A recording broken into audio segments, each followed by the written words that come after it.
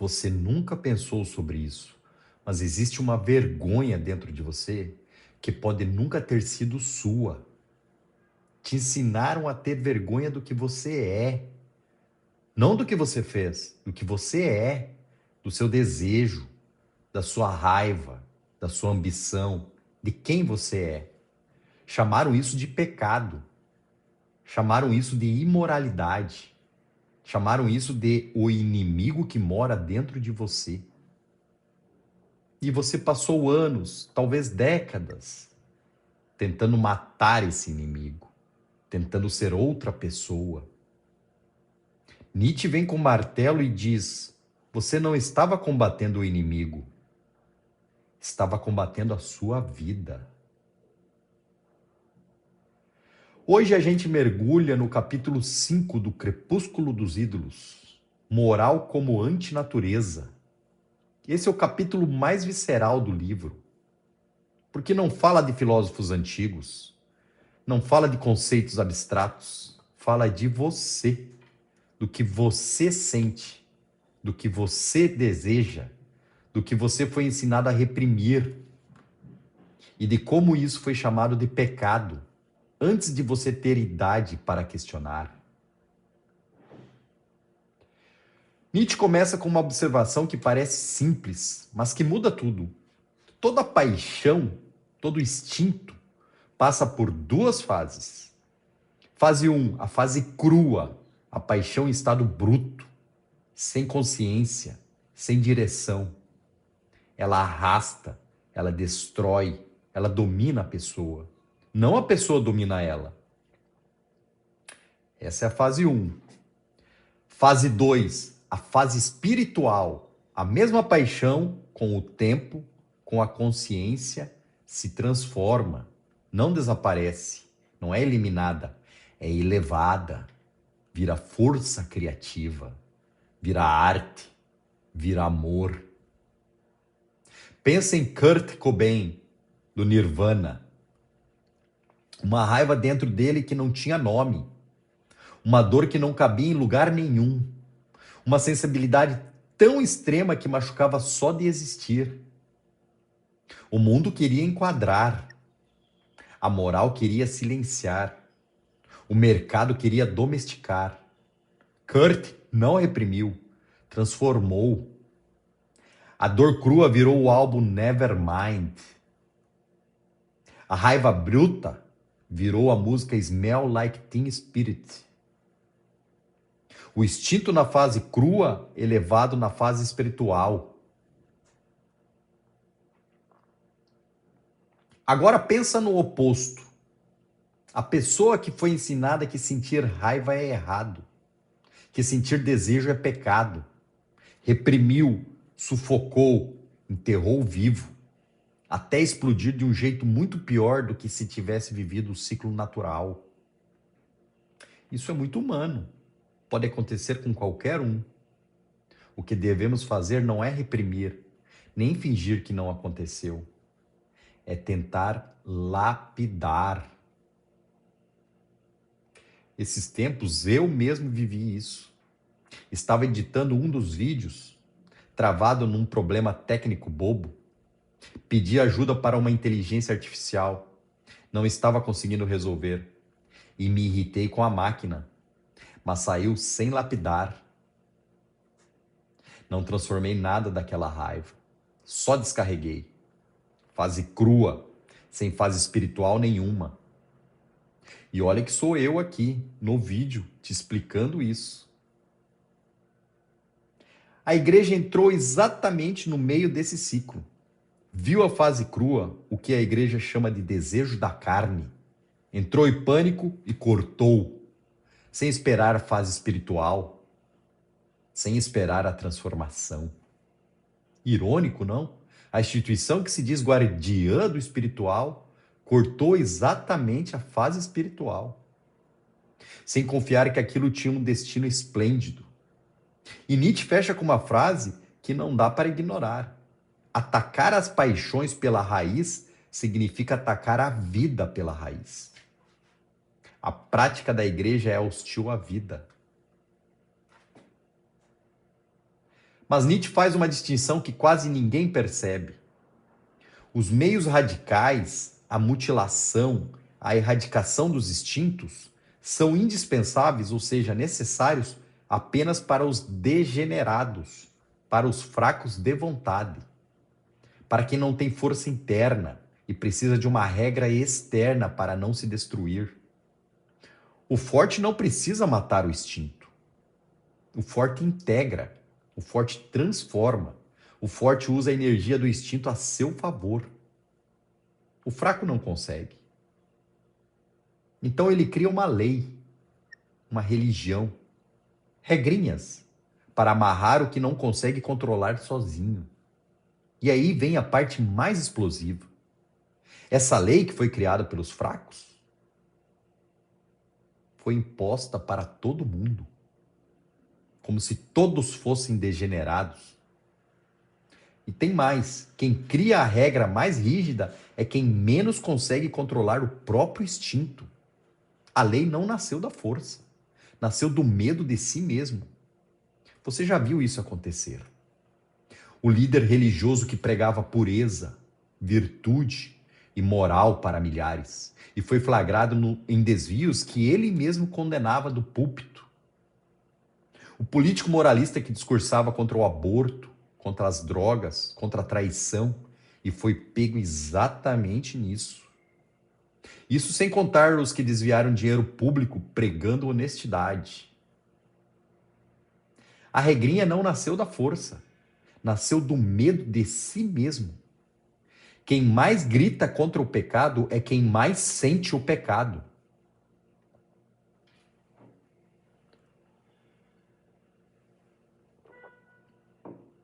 A obra apresenta aqui duas espiritualizações que eu quero que você guarde. A primeira, a espiritualização da sensualidade, se chama amor. Lembra a fase espiritual que a gente falou? É exatamente isso. O desejo que se eleva, que se transforma, que vira amor. Mas o filósofo alemão não para aí. Ele vai para um lugar que ninguém espera, porque a segunda espiritualização ninguém pede para ouvir. A espiritualização da inimizade. Nietzsche diz que precisamos de inimigos. Não no sentido de ódio, no sentido de resistência. Sem antagonismo, você para de crescer. Sem resistência, você perde a força. Pensa nos vinhos da Serra Gaúcha. Durante décadas, sem concorrência dos importados, a qualidade era mediana, meia boca. Não havia pressão, não havia motivo para melhorar. Quando os vinhos importados entraram no mercado brasileiro, os produtores gaúchos foram forçados a melhorar. Investiram em técnica, em qualidade. Hoje, os vinhos da Serra Gaúcha ganham medalhas em concursos internacionais. O inimigo não destruiu, elevou. Somos fecundos apenas ao preço de sermos ricos em antagonismos.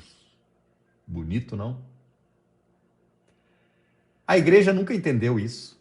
Sempre quis eliminar os rivais, converter ou destruir. E ao fazer isso, destruiu a própria força que precisava para existir. E tem mais uma coisa nesse trecho que eu preciso te falar. A paz de espírito, esse ideal que a religião e a moral vendem como sinal de que você chegou lá. Nietzsche questiona, que paz é essa? Porque paz de espírito pode ser muita coisa. Pode ser o cansaço de quem trabalhou o dia inteiro e não tem energia para sentir mais nada. Pode ser de quem comeu demais e está satisfeito depois do almoço. Pode ser o alívio de quem parou de lutar, não porque venceu, mas porque desistiu. Você encontrou a paz ou simplesmente parou de viver?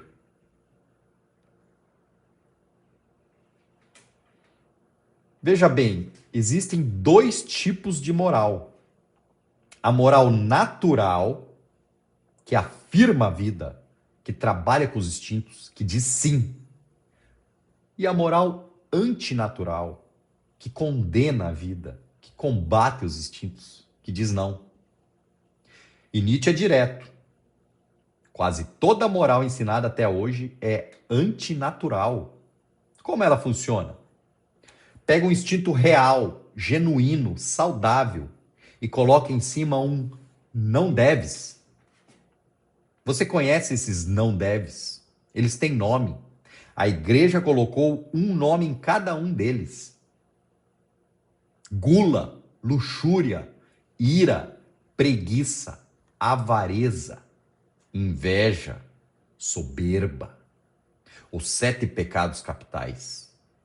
Pegar os instintos mais naturais da vida humana, a fome, o desejo, a raiva, o descanso, a ambição, e colocar um nome feio em cada um deles. Instinto por instinto, a vida vai sendo bloqueada, até sobrar uma pessoa que não sente, que não deseja, que não se indigna, que não ambiciona. E essa pessoa é chamada de virtuosa. Pensa num leão livre na natureza.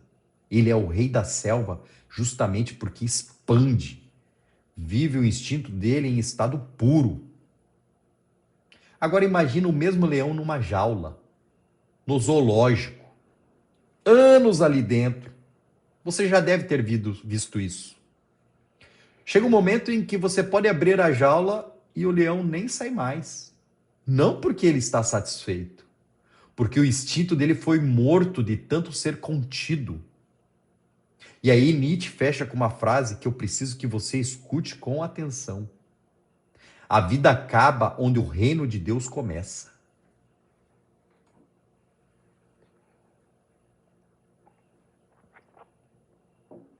Repare na virada que ele faz aqui. Ele não pergunta essa moral está certa ou errada. Pergunta que tipo de vida produz essa moral. E responde sem rodeios. Uma vida esgotada, cansada, que já não tem força para afirmar, que já não consegue expandir, que já não aguenta o peso de existir. E essa vida, em vez de reconhecer que está esgotada, cria uma filosofia para justificar o próprio declínio. Transforma a fraqueza em virtude, transforma o cansaço em espiritualidade, transforma a incapacidade de viver em santidade. Pense em alguém que você conhece, que nunca realizou o próprio sonho e fica te dizendo que o seu é impossível. O familiar que parou de arriscar e chama de irresponsável quem arrisca. Deixa eu te dar um exemplo real. Meu irmão, quando adolescente, era craque de bola. Jogava de um jeito que ninguém esquecia. Um dia, enfrentando um time oficial, foi destaque do jogo e recebeu um convite para fazer um teste profissional. Um amigo, que não tinha sido chamado, foi junto de bicicleta. No caminho inteiro, convenceu o meu irmão de que era melhor nem tentar. Quando chegaram ao campo, meu irmão parou na arquibancada, viu os outros jogadores começarem o treino e foi embora sem entrar. Nem sequer tentou. Naquele dia, ele achou que estava ouvindo um conselho, mas na verdade, aquele amigo só estava projetando nele os próprios medos e limitações. Nietzsche diz: essa pessoa não está te dando um conselho, está projetando em você o juízo que faz de si mesma. E é exatamente isso que o filósofo alemão identifica na moral que nos foi ensinada. A moral, tal como foi entendida até hoje, é o instinto da decadência. Ela diz: pereça, ela é o juízo dos condenados. Mas Nietzsche não para na destruição. No, sir. O último trecho do capítulo é o mais libertador de todos. Ele diz: que ingenuidade é dizer que o homem deveria ser de algum jeito. A realidade nos mostra uma riqueza enorme de tipos, uma variedade fascinante de formas humanas. E aí vem um pobre vadio moralista e diz: não, o ser humano deveria ser outro. Ele desenha a si mesmo como modelo e exige que todo mundo seja igual a ele. Nietzsche responde: ridículo, porque cada pessoa é de cima a baixo um destino, uma necessidade, uma lei. Imagina dois irmãos criados na mesma casa, mesmo pai, mesmo teto, mesma criação. O pai era alcoólatra. Um dos filhos se torna dependente do álcool. O outro repugna o álcool para sempre. Nunca bebeu uma gota. Mesma origem, destinos completamente opostos saídos do mesmo lugar.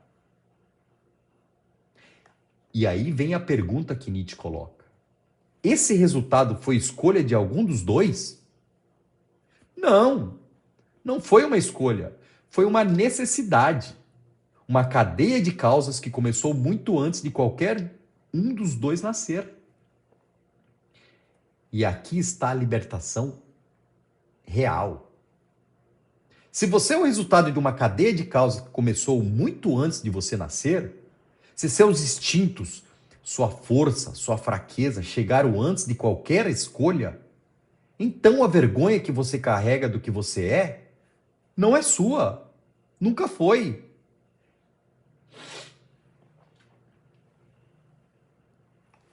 E aqui Nietzsche usa uma palavra que pode assustar à primeira vista. Imoralistas. Mas não é o que você está pensando. Não é quem faz o mal. Não é quem não tem caráter. É quem recusa a moral que condena a vida. Quem questiona o que foi imposto sem escolha. E é assim que ele fecha o capítulo. Nós, imoralistas, abrimos nosso coração a toda espécie de entendimento, compreensão e absolvição. Não somos os que condenam, somos os que afirmam.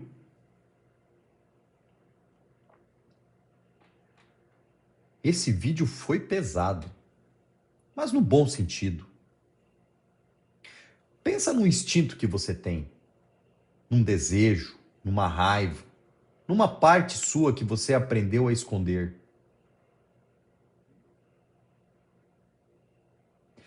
Quem te ensinou que isso era errado? Por que essa pessoa tinha autoridade para te dizer isso?